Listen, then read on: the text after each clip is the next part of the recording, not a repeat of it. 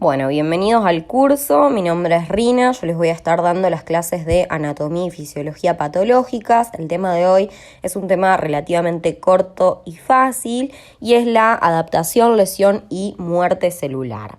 Normalmente las células de nuestro organismo se encuentran en un equilibrio dinámico que se denomina homeostasis o más correctamente homeodinamia. Justamente dinamia porque es un proceso dinámico, en movimiento, que no se mantiene siempre igual. Sobre esta célula, sobre las células que están en este estado de equilibrio, pueden incidir diversos factores que llamaremos factores estresantes o factores injuriantes o diversos estímulos nocivos que generen una modificación sobre ese estado de equilibrio en la célula. Dependiendo del tipo de factor que incide sobre la célula y dependiendo también de diversas características de la misma, se generará una u otra respuesta celular. ¿Cuáles pueden ser estas respuestas celulares? Puede ser que la célula se adapte a ese cambio, siendo esta adaptación algo completamente reversible, o bien puede que se sobrepase esa capacidad de adaptación y se produzca una lesión celular. A su vez, esta lesión celular puede ser leve y transitoria y por ende ser reversible, ¿sí? Cuando se elimina el factor lesivo o el factor injuriante o el estresor, la célula vuelve a su estado normal, a su estado de homeostasis normal. O bien puede que se produzcan lesiones irreversibles que por ende conduzcan a la muerte celular, la cual a su vez se va a dar por uno de estos dos patrones morfológicos más frecuentes que son la necrosis o la apoptosis. Entonces, como les dije anteriormente, los factores de los cuales depende que una célula responda de una u otra forma a la incidencia de un factor injuriante o un factor estresor son características del agente estresante o injuriante y características de la célula.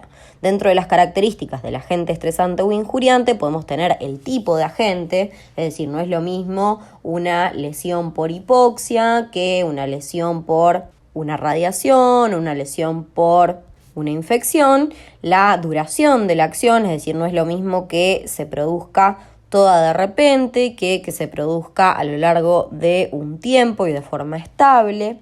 La intensidad, como les decía también, no es lo mismo si existe, por ejemplo, una obstrucción total o una obstrucción parcial de una arteria.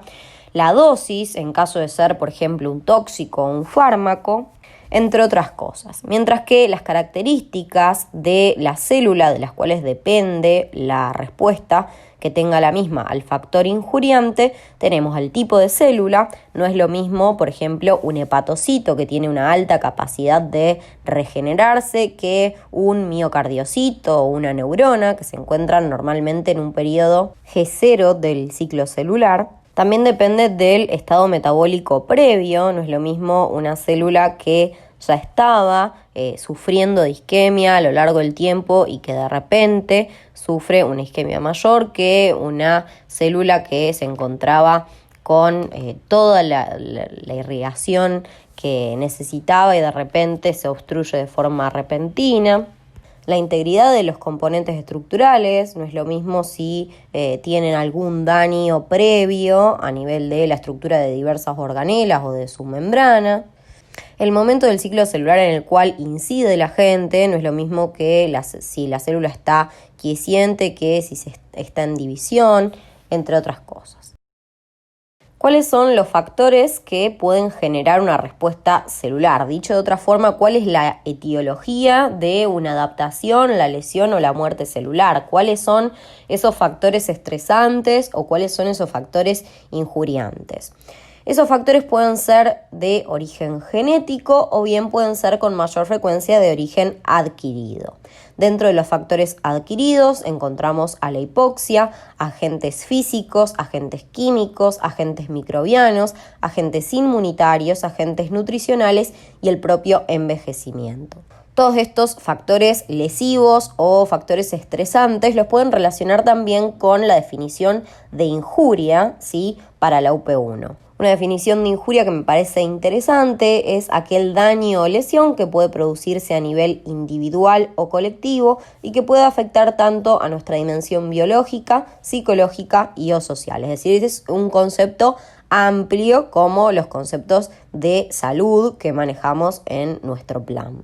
Retomando, ¿cuáles pueden ser estos factores adquiridos? Entonces dijimos la hipoxia. La hipoxia es la causa más frecuente de lesión y de muerte celular. Esta se define como una disminución de la difusión de oxígeno hacia las células. Es una disminución de la concentración de oxígeno que encontramos a nivel de los tejidos. Esta hipoxia hace que las células fracasen en la generación de energía por fosforilación oxidativa. Recordemos que existen dos formas de producir ATP y que la principal es por fosforilación oxidativa, que requiere obviamente de oxígeno, mientras que la otra forma es por la glucólisis anaerobia, que no necesita oxígeno, pero que se genera mucho menos ATP y que tiene otras consecuencias como la formación de lactato que produce una disminución del pH del medio celular y eso puede llevar a la desnaturalización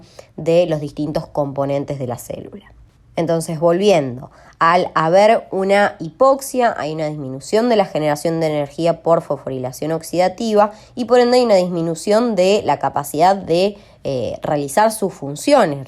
La célula, al no tener energía, no puede funcionar de forma correcta. Un ejemplo de esto sería la pérdida de la función de las bombas sodio-potasio ATPasa. Al perderse el ATP, no hay función de la bomba sodio-potasio ATPasa, el sodio se acumula dentro de la célula, arrastra líquido, genera edema celular y eso es una forma de lesión reversible, que si persiste en el tiempo va a progresar hacia una necrosis de tipo coagulativa, porque al haber disminución de la producción de ATP por fosforilación oxidativa, empieza a producirse ATP por glucólisis anaerobia, se empieza a acumular lactato, ese lactato baja el pH del medio celular y se genera la desnaturalización de las proteínas que componen a esa célula y se genera entonces este patrón de necrosis coagulativa, que es lo que vamos a ver ya más adelante. Ahora bien, la hipoxia es, como dijimos, la disminución del oxígeno a nivel de los tejidos, pero a su vez es causada por otras cosas. La principal causa es la isquemia, que es una disminución de la llegada de flujo sanguíneo hacia el tejido, una disminución de la irrigación de las células. Otras causas son trastornos de los glóbulos rojos, como por ejemplo la anemia o la intoxicación por monóxido de carbono, enfermedades cardíacas como una insuficiencia cardíaca, enfermedades pulmonares que generen una disminución de la capacidad de oxigenar a la sangre, por ejemplo el EPOC, e incluso también una demanda tisular aumentada que no pueda ser suplida por el resto de los sistemas. Un aumento de la demanda podría ser, por ejemplo, un hipertiroidismo en el cual tenemos un metabolismo celular aumentado. Luego, como ejemplos de agentes físicos, tenemos a los traumatismos mecánicos, a los traumatismos térmicos, eléctricos y a la misma radiación. Dentro de los agentes químicos encontramos a los tóxicos, como por ejemplo el arsénico, ácidos y bases fuertes como los agroquímicos o como diversos fármacos, el oxígeno, la sal y la glucosa en concentraciones elevadas también pueden actuar como factores injuriantes, drogas como el alcohol también. Como ejemplos de agentes microbianos vamos a tener infecciones causadas ya sea por bacterias, por virus, por hongos o por parásitos. Dentro de los agentes inmunitarios tenemos las reacciones de hipersensibilidad, reacciones anafilácticas y enfermedades autoinmunitarias. Dentro de las alteraciones nutricionales puede existir una deficiencia global de nutrientes, como es el marasmo, ¿sí? Y lo que lleva a la caquexia, que es la pérdida total de la masa muscular. La deficiencia parcial de nutrientes, principalmente de proteínas, que da lugar al kwashiorkor, que es una de las formas de malnutrición. Deficiencia de minerales, por ejemplo, deficiencia de hierro que nos dé anemia ferropénica, o bien puede ser causada por un exceso nutricional, que sería la obesidad. Y por último, el envejecimiento, que altera per se la capacidad de replicación y reparación de las células y por ende va a acumular los daños que se produzcan a lo largo del tiempo, y eso termina por generar la muerte celular. Ahora vamos a ir profundizando una por una las diversas modalidades de respuesta celular y la morfología de cada una de ellas. Dijimos que una de las modalidades de respuesta celular era la adaptación celular. Esta modalidad de respuesta implica cambios funcionales y estructurales que son completamente reversibles, que se producen cuando inciden sobre la célula factores estresantes, ya sean fisiológicos o patológicos, que hacen que la célula alcance un nuevo equilibrio y que este equilibrio le permite conservar su viabilidad, le permite conservar su función en presencia de estos estímulos estresantes. Para que este tipo de respuesta pueda generarse, es necesario que el factor o los factores estresantes que inciden sobre la célula no sean tan intensos, es decir, que sean leves y que sí sean persistentes en el tiempo. Porque si sobre la célula incide un factor estresante de mucha intensidad en un corto tiempo, lo más probable es que la célula no se adapte, sino que se lesione. ¿En qué puede consistir esta adaptación celular? La adaptación celular puede consistir en hipertrofia, hiperplasia, atrofia o metaplasia. La hipertrofia es el aumento del tamaño de las células que conforman un tejido o un órgano. Por ende, hay un aumento concomitante del órgano o tejido si la hipertrofia es importante. Esta hipertrofia, a su vez, puede ser una hipertrofia fisiológica, que se produce justamente por factores estresores fisiológicos, estímulos fisiológicos, o bien puede ser por factores patológicos, dando lugar a una hipertrofia patológica. La hipertrofia fisiológica, como ejemplo, tenemos a la hipertrofia del músculo estriado esquelético, estimulada por un aumento de la demanda funcional. En la imagen tenemos a una chica que está queriendo cargar una bolsa de papas. Si ella carga esa bolsa de papas todos los días porque es verdulera y porque se dedica a eso, o un ejemplo más fácil, si uno va todos los días al gimnasio y empieza a levantar cada vez más peso, ese músculo va a intentar adaptarse y lo va a hacer aumentando la síntesis de proteínas y de miofilamentos dentro de cada uno de los miocitos. Este aumento de proteínas y de miofilamentos le va a permitir al músculo generar una fuerza mayor que le permita responder a ese aumento de la demanda funcional.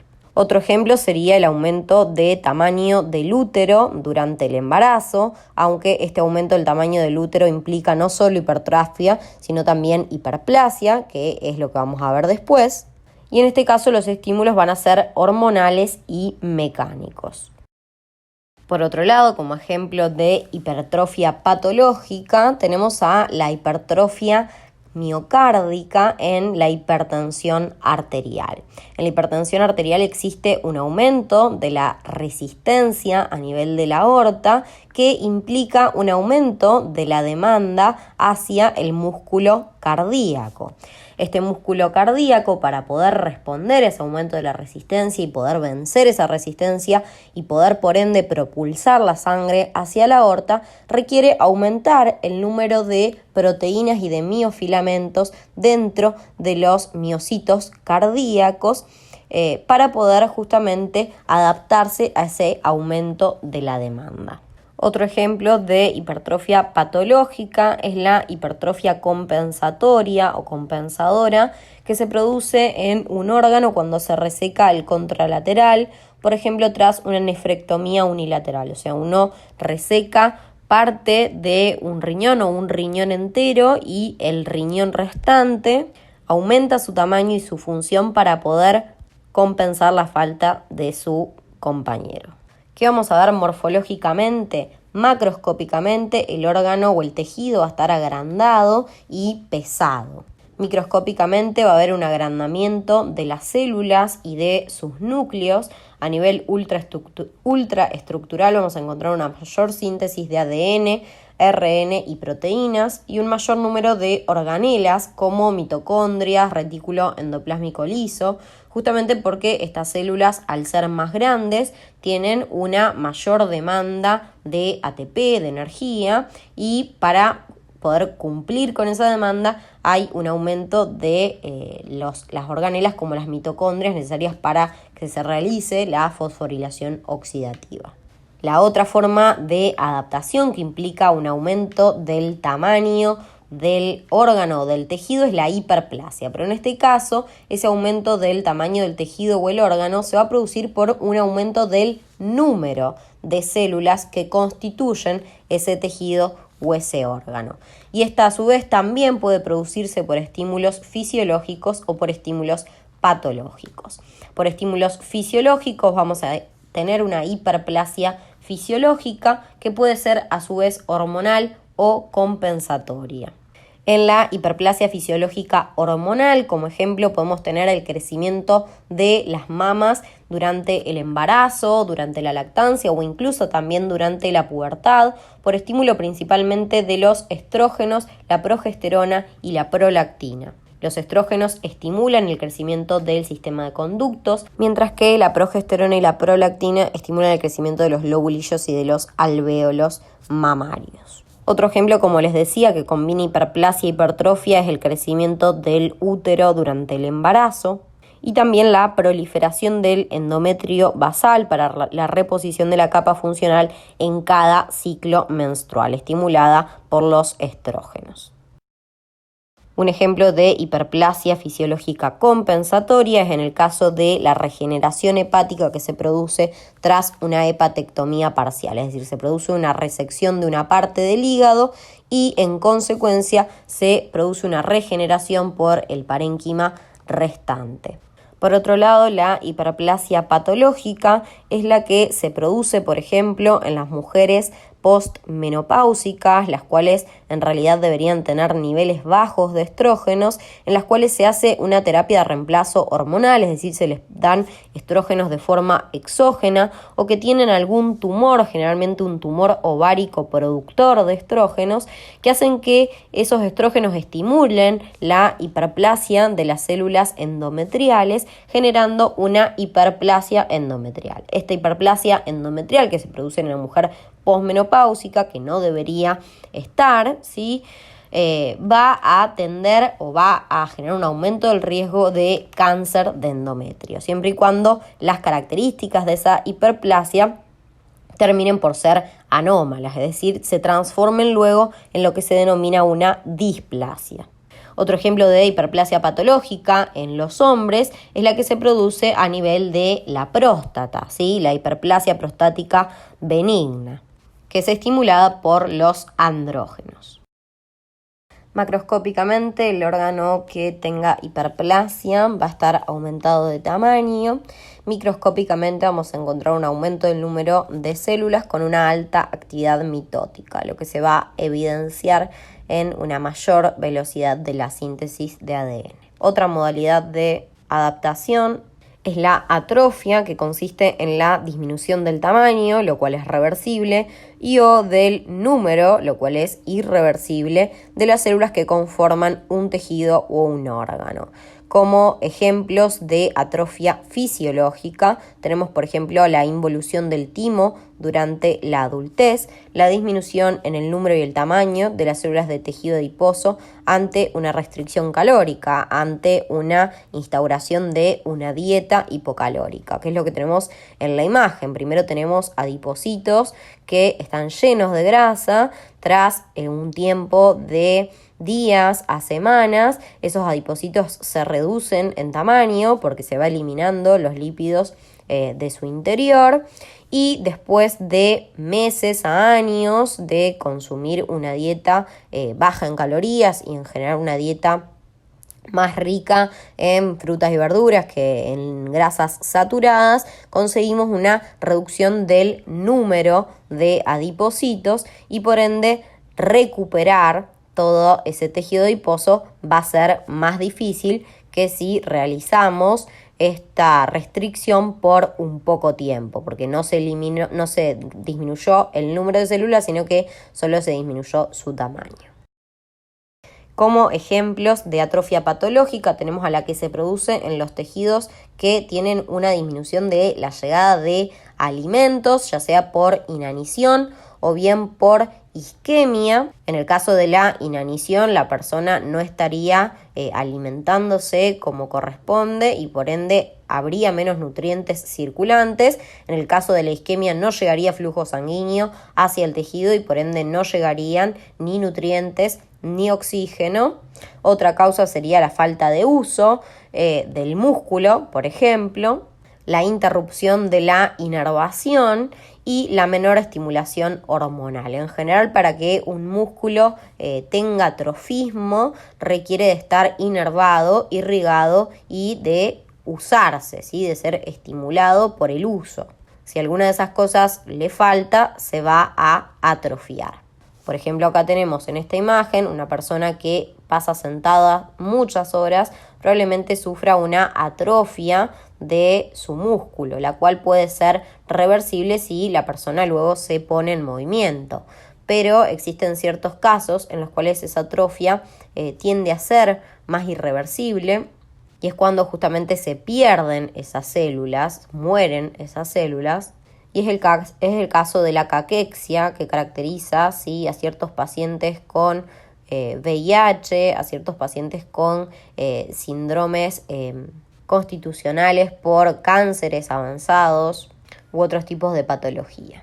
En cuanto a su morfología, macroscópicamente el órgano va a estar pequeño, contraído, y microscópicamente las células suelen disminuir de tamaño, y esto se debe a que existe una disminución de las organelas que forman a la célula y también a una reducción del citoesqueleto.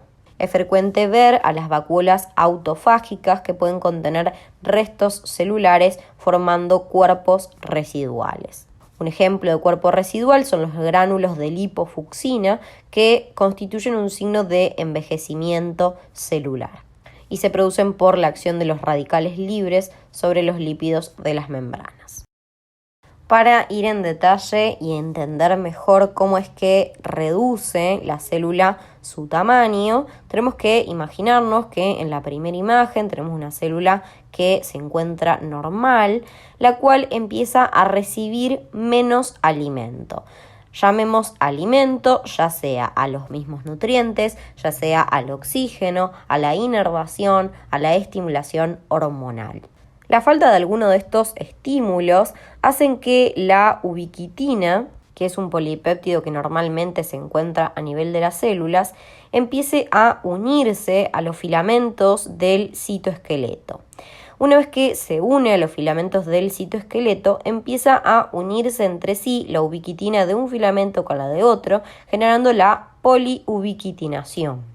Esto, ¿sí?, la unión de la ubiquitina a los filamentos del citoesqueleto, constituyen una señal para que lleguen los proteosomas, que son complejos proteicos encargados de degradar proteínas que no son necesarias o que están dañadas. En este caso son proteínas que no son necesarias porque en realidad no pueden mantenerse porque esa célula no está siendo estimulada.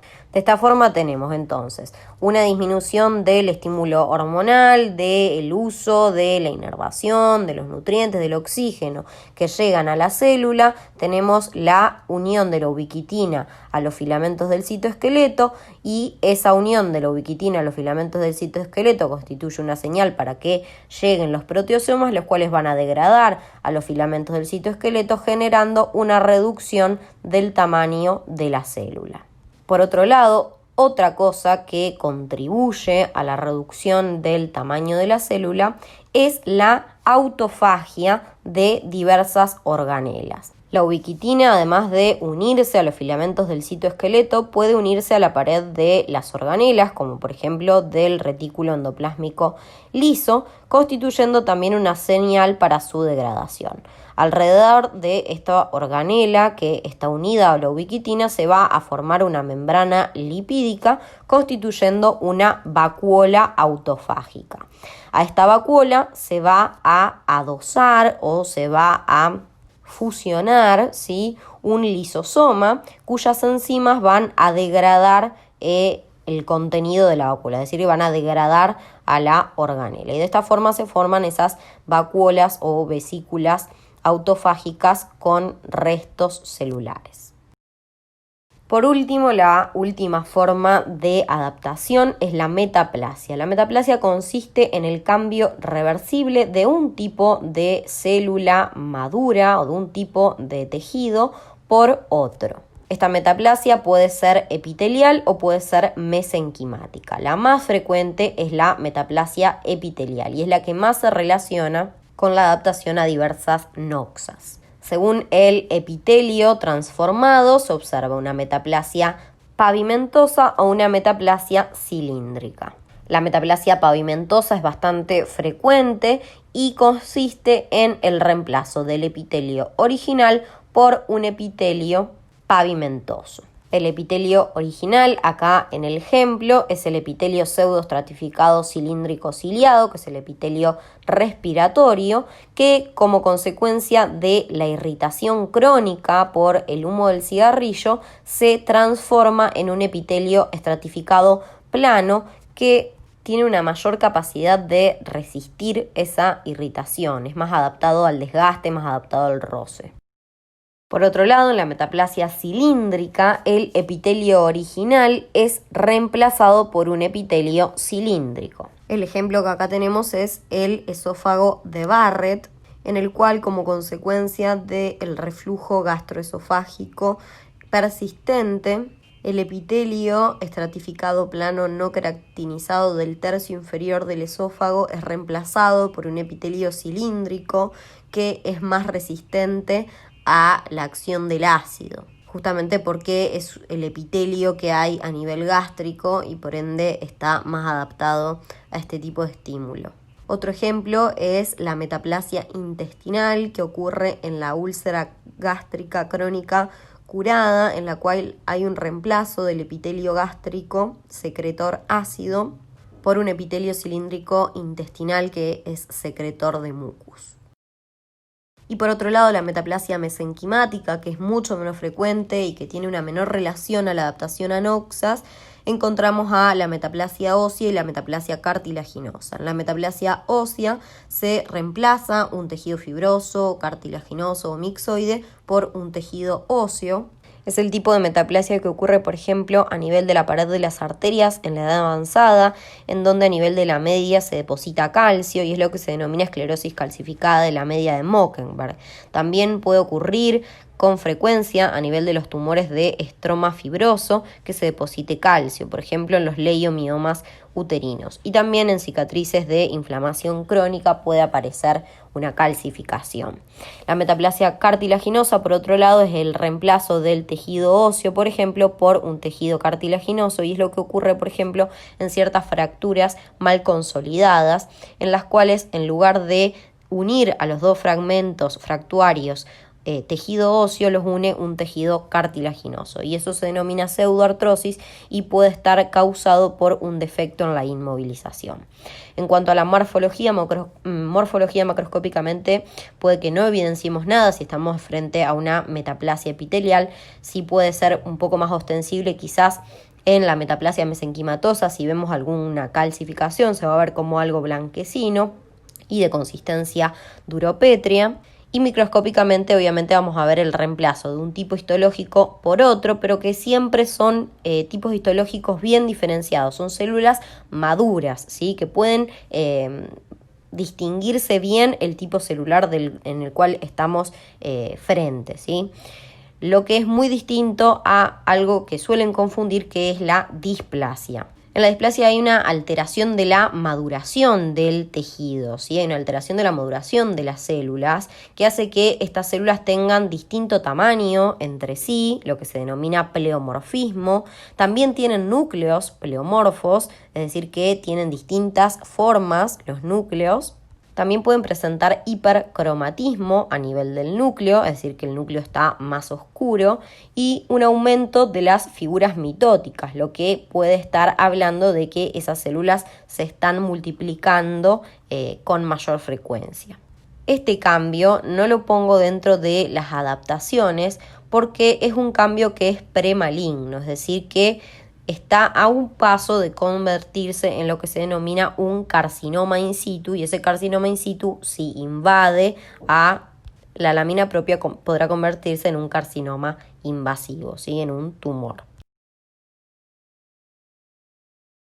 Ahora bien, cuando los factores estresantes o los factores injuriantes que inciden sobre la célula no le permiten su adaptación, ya sea porque son muy intensos, porque se instalan muy bruscamente o porque la célula ya tiene un daño previo, se produce la lesión celular, que es otra de las modalidades de respuesta celular.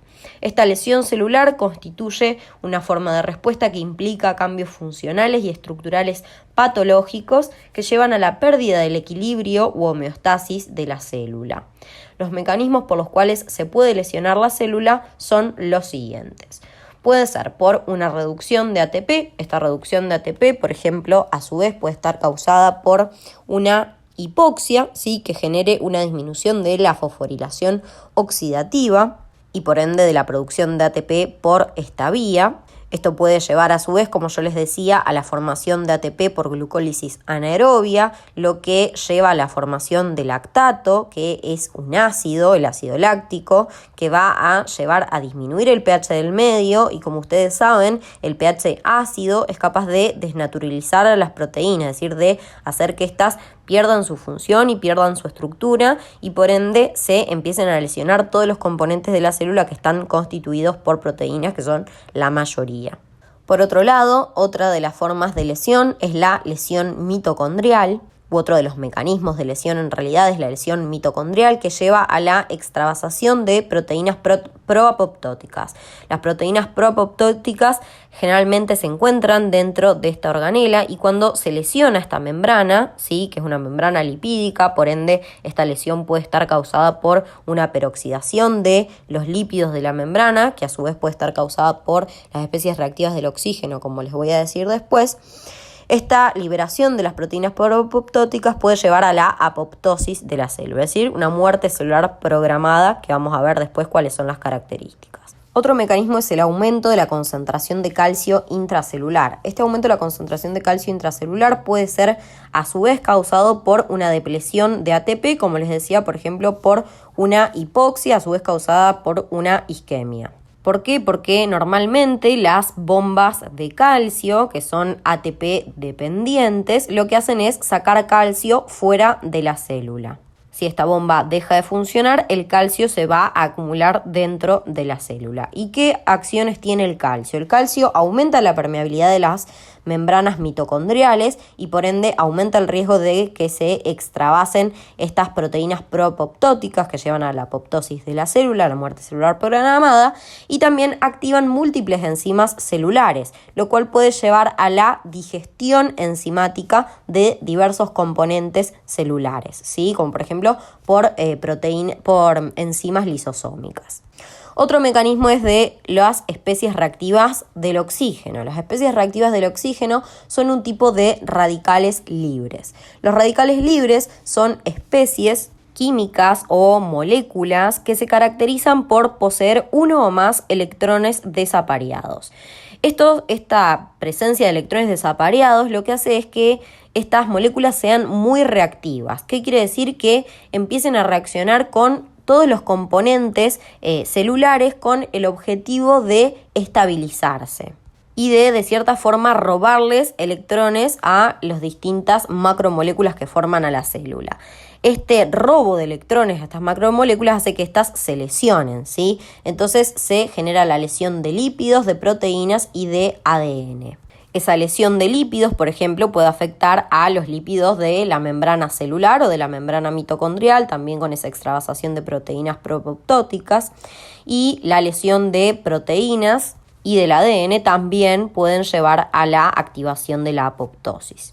También pueden romperse las membranas de los lisosomas, liberándose las enzimas que puedan producir la digestión enzimática. Como ven, es todo muy complejo y todo muy interrelacionado.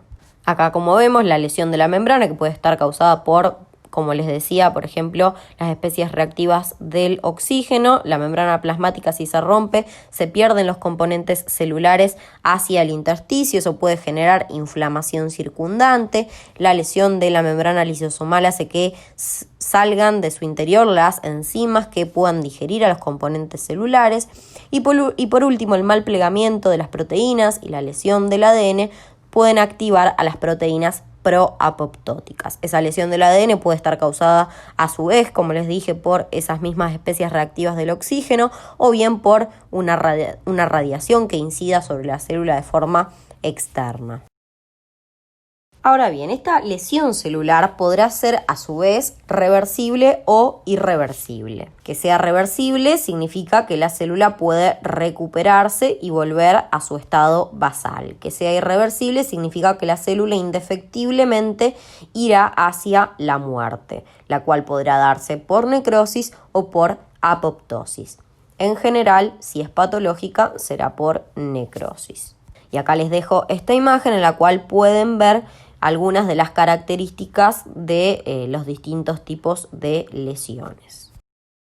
La lesión reversible constituye el conjunto de cambios patológicos que pueden volver a la normalidad si se elimina el estímulo lesivo. Como ejemplos tenemos al cambio hidrópico, el cambio graso y el cambio hialino. Y se los representé a los tres a nivel del hígado para que sea más fácil. El cambio hidrópico es lo mismo que el edema celular y es la forma más común y temprana de lesión celular de tipo reversible. Se debe a una alteración en la regulación del sodio y el potasio intracelulares. Y esto se produce justamente como les explicaba porque al disminuir la cantidad de ATP disponible en la célula, como consecuencia por ejemplo de una hipoxia a su vez asociada a isquemia, esas bombas de sodio-potasio ATPasa funcionan menos y por ende el sodio no puede ser retirado de la célula, se acumula dentro de la misma y este sodio arrastra agua hacia su interior generándose precisamente este edema celular. ¿Cómo se va a ver el órgano afectado por el edema celular? Macroscópicamente, el órgano afectado podrá estar aumentado de tamaño, pesado y cuya superficie de corte protruye y es ligeramente opaca. Microscópicamente, las células van a aparecer tumefactas, es decir, aumentadas de tamaño, y van a tener vacuolas claras, ¿sí? Lo que se denomina degeneración vacuolar. Y esta degeneración vacuolar son retículos endoplásmicos dilatados. También va a aparecer el núcleo pálido por la superposición de estas vacuolas con agua y a su vez estas células tumefactas pueden llegar a comprimir la vasculatura. Si ustedes hacen zoom acá, ven cómo los distintos hepatocitos se encuentran como aclarados precisamente por esa vacuolización. Otro cambio es el cambio graso y que se caracteriza por el acúmulo de lípidos. Es más frecuente a nivel del hígado, que es el encargado de metabolizar a los lípidos, y también puede aparecer a nivel cardíaco, ya que los lípidos son la principal fuente de energía de este tipo celular. Macroscópicamente vamos a ver un órgano aumentado de tamaño, pesado, amarillento o pálido, de aspecto grasoso al tacto y brilloso a primera vista. Microscópicamente vamos a encontrar micro o macro vesículas lipídicas. Esas microvesículas lipídicas suelen fusionarse entre sí, dando lugar a estas macrovesículas que pueden empujar al núcleo hacia la periferia. Que es lo que vemos en la imagen, ¿sí? Como esos pequeños óvalos blanquecinos, esos son vesículas de lípidos. Y por último, el cambio hialino, que no se refiere a la acumulación de una sustancia en particular, sino al aspecto histológico que da la acumulación de esta sustancia, ¿sí? Este aspecto histológico es un aspecto vidrioso homogéneo, es decir, todo igual, y eosinófilo, rosado, que se tiñe precisamente con el colorante eosina en las tinciones hematoxilina-eosina.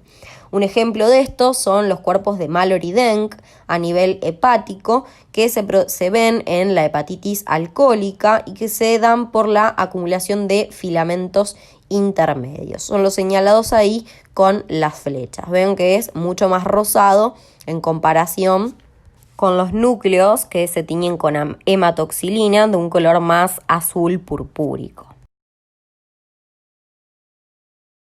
Por otro lado, la lesión irreversible constituye el conjunto de cambios patológicos permanentes que llevan a la muerte celular. Este tipo de lesión se produce cuando los factores estresantes o injuriantes superan la capacidad de adaptación celular más allá de un punto sin retorno, es decir, no se puede revertir.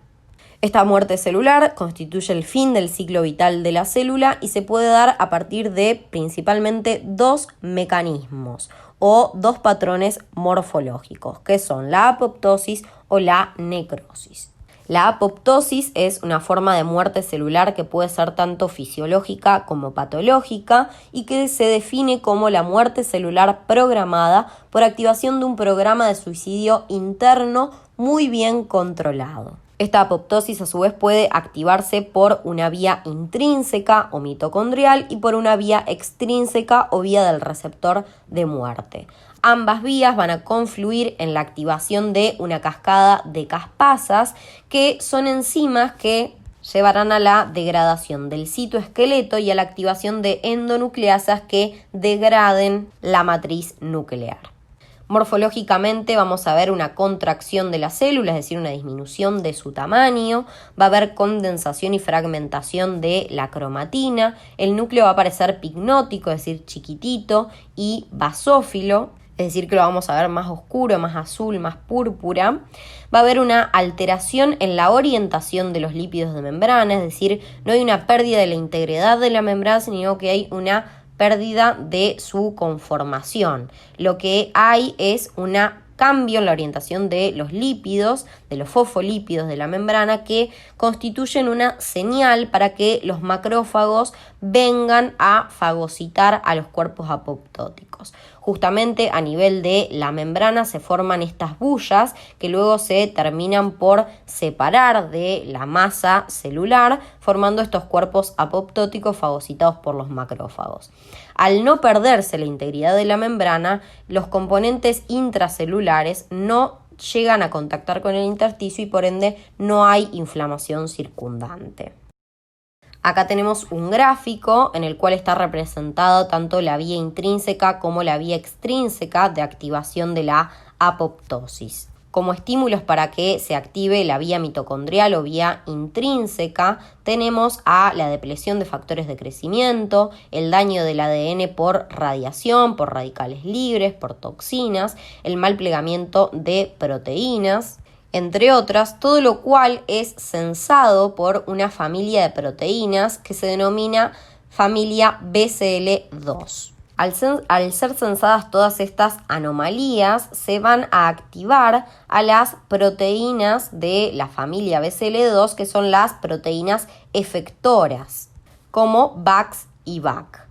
Estas proteínas pasan del citoplasma al interior mitocondrial, en donde van a generar poros a nivel de la membrana de la mitocondria.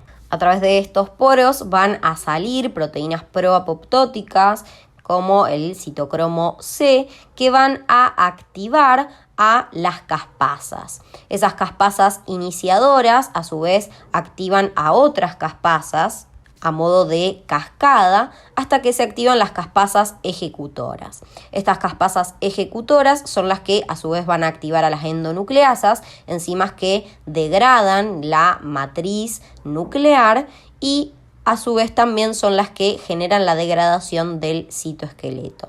De esta forma se va dando la producción de los distintos cuerpos apoptóticos, los cuales presentan, como les decía, en la membrana, señales para ser fagocitadas por los macrófagos. Estas señales son el movimiento, la traslocación de los lípidos o fosfolípidos de la membrana. Por otro lado, la vía extrínseca es activada por ligandos que se unen al receptor de muerte. Estos ligandos pueden ser el ligando Fas o el factor de necrosis tumoral alfa.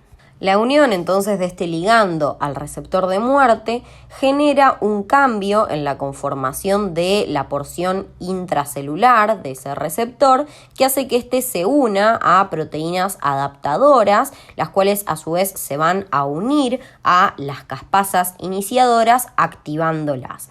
Una vez que se activan esas caspasas iniciadoras, se activa la cascada de caspasas hasta llegar a las caspasas ejecutoras y por ende producirse lo mismo que por la otra vía, la activación de las endonucleasas y la degradación del citoesqueleto con formación de los cuerpos apoptóticos fagocitados por los macrófagos. Por otro lado, la necrosis es un tipo de muerte celular que siempre es patológica, siempre es debida a lesión o enfermedad y se define como el conjunto de cambios morfológicos que siguen a la muerte celular dentro de un tejido vivo. Como mecanismos puede producirse por desnaturalización proteica, lo cual es característico de la necrosis coagulativa, en la cual la reducción de la irrigación genera una menor producción de ATP por fosforilación oxidativa, mayor producción de ATP por glucólisis anaerobia, acumulación de lactato, disminución del pH del medio y por ende desnaturalización de las proteínas que componen a la célula, o bien por digestión enzimática, lo cual es bastante característico de la necrosis licuefactiva, en la cual se produce la digestión enzimática precisamente de los distintos componentes celulares. Estas enzimas pueden provenir de los neutrófilos, en caso de infecciones bacterianas o infecciones micóticas, o bien de los propios lisosomas, que se encuentran en gran cantidad a nivel del tejido nervioso central, en los cuales la isquemia también produce este tipo de necrosis licuefactiva. En cuanto a la morfología, vamos a ver que la célula está tumefacta, aumentada de tamaño, a diferencia de la apoptosis que estaba disminuida de tamaño. El núcleo puede estar pignótico, puede padecer cariorrexis o cariólisis. Existe rotura de los orgánulos y pérdida de la integridad de la membrana celular que lleva a que los productos intracelulares contacten con el intersticio y por ende haya inflamación adyacente.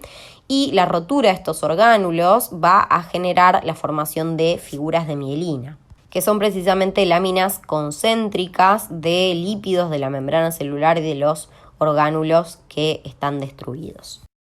Si bien esa es la morfología general, existen a su vez diversos subtipos de necrosis. Los dos tipos más frecuentes y más importantes son la necrosis coagulativa y la necrosis licuefactiva. La necrosis coagulativa se debe en general a isquemia, es más frecuente a nivel del vaso, a nivel del corazón y a nivel de los riñones.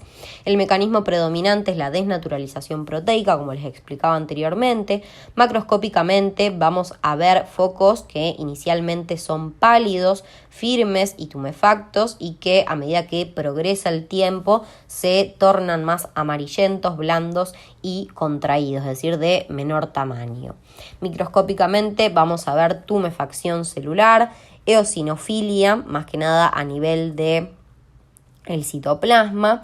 Vamos a ver conservación del contorno celular, que esto es lo más importante de la necrosis coagulativa, que se distingue de la necrosis en general, ¿sí? Que dijimos que tenía pérdida de la estructura y de la integridad de la membrana. En este caso hay conservación del contorno celular y el foco es infiltrado por células inflamatorias y estas células muertas empiezan a ser fagocitadas, dejando restos granulosos y fragmentos celulares.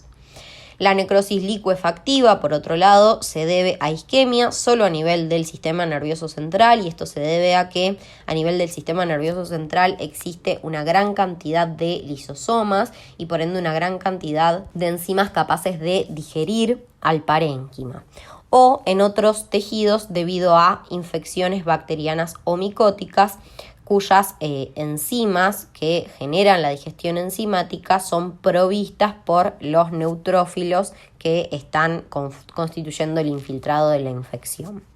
Macroscópicamente el foco va a ser blando, va a tener un centro licuefacto que contiene restos necróticos y más tarde alrededor se forma una pared constituyendo un quiste. Microscópicamente podemos ver que la pared de este quiste está formada por capilares, por células inflamatorias de tipo crónico y fibroblastos, mientras que el centro presenta restos celulares necróticos y macrófagos con material fagocitado.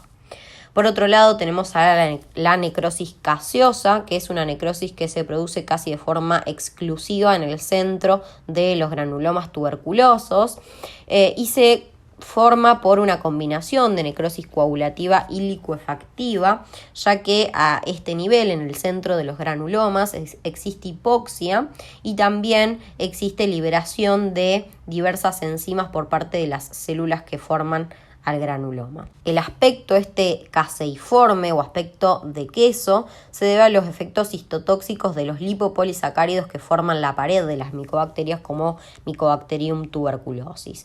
Macroscópicamente son focos blandos, granulosos, amarillentos, con aspecto de un queso seco. Microscópicamente los focos carecen de estructura, son eosinófilos y contienen restos granulosos. Alrededor de esta necrosis caseiforme vamos a encontrar la reacción inflamatoria granulomatosa, que está constituida por macrófagos activados que se denominan células epiteloides, también por células gigantes de Langhans que se forman por la fusión de las células epiteloides, y también vamos a tener un manto periférico de linfocitos. La necrosis grasa es una forma de necrosis que se produce casi exclusivamente a nivel pancreático y a nivel del tejido adiposo, principalmente de las mamas. Las lipasas que se liberan, por ejemplo, en la inflamación del tejido pancreático, lo que hacen es autodigerir al parénquima. Macroscópicamente vamos a ver focos de depósitos blanco, amarillentos y duros. Esa dureza se produce por la saponificación de los ácidos grasos, que quiere decir que los ácidos grasos se unen con calcio. Estos focos pueden incluso extenderse hacia el peritoneo e incluso hacia órganos extraabdominales cuando hay necrosis pancreática. Microscópicamente, los adipocitos necrosados tienen un aspecto turbio y están rodeados de una reacción inflamatoria. Los jabones de calcio se identifican como un material amorfo, granuloso y basófilo. La necrosis fibrinoide es un tipo de necrosis que se caracteriza por el depósito de un material que es similar a la fibrina y que se observa en lesiones tisulares de origen inmunitario, como por ejemplo las vasculitis, y también a nivel de las arteriolas en la hipertensión maligna. Microscópicamente vamos a tener depósitos hialinos, eosinófilos brillantes a nivel de la pared vascular, que se rodean de restos de neutrófilos, y eso se denomina leucocitoclasia. Puede también haber hemorragias debido a la ruptura del vaso sanguíneo, que está debilitado precisamente por la inflamación o por la lesión generada por las grandes tensiones de la sangre.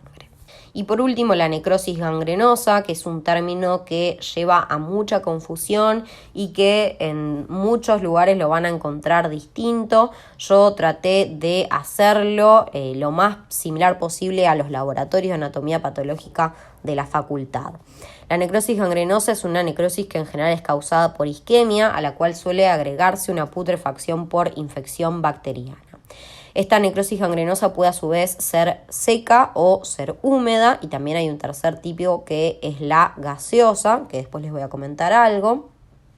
La necrosis gangrenosa seca se produce en general en sitios de irrigación terminal, como los miembros inferiores o a veces también los miembros superiores, la nariz, los lóbulos de las orejas. Se produce por obstrucción arterial, ¿sí? Y las bacterias que infectan son poco patógenas y actúan de forma superficial, desdoblando la hemoglobina, conjugándola con ácido sulfúrico, que da lugar a sulfato ferroso, el cual es el responsable del color negro de la necrosis de la gangrena seca.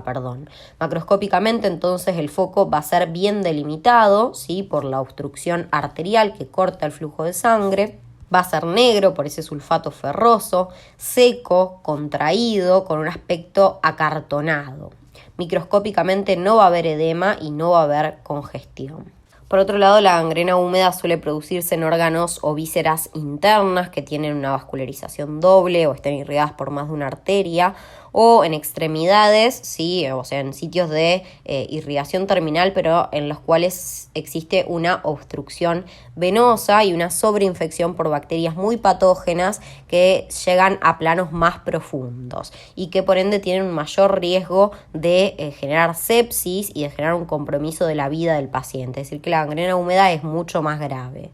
Macroscópicamente el foco es mal delimitado, a diferencia de la gangrena seca, es húmedo, blando, tumefacto, putrefacto, puede presentar ampollas, filictenas, tiene un color heterogéneo y microscópicamente vamos a encontrar congestión y edema.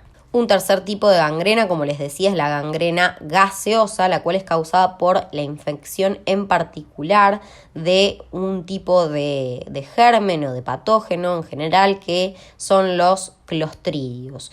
El más frecuente es el Clostridium perfringens, ¿sí?, que infecta tejidos ricos en glucógeno, como el músculo, pero también suele afectar obviamente a los tejidos blandos que se encuentran antes que el músculo, como por ejemplo el tejido celular subcutáneo. Este microorganismo, que es un microorganismo anaerobio, ingresa a los tejidos a través de heridas abiertas contaminadas, sobre todo de los músculos, como les decía, por ejemplo a nivel de una fractura expuesta, y generan en el interior de nuestro organismo diversas toxinas que resultan en una toxemia, además de una sepsis que pueden causar. Esta toxemia puede ser tan grave para generar una hemólisis masiva, es decir, una destrucción masiva de glóbulos rojos, que nos da una anemia aguda. Va a haber también un shock severo, un shock séptico y una insuficiencia renal de tipo aguda. Clínicamente se puede manifestar con fiebre, dolor en el área afectada. A medida que se extiende la necrosis, los músculos pueden presentar manchas de color púrpura, se edematizan, empiezan a exudar con un líquido con olor fétido, presentan burbujas de gas, es decir, cuando nosotros lo palpamos sentimos una crepitación, aparecen ampollas, filictenas, o sea, tiene un aspecto muy feo y que se agrava muy rápido y que compromete muy rápidamente la vida del paciente, no solo el miembro afectado.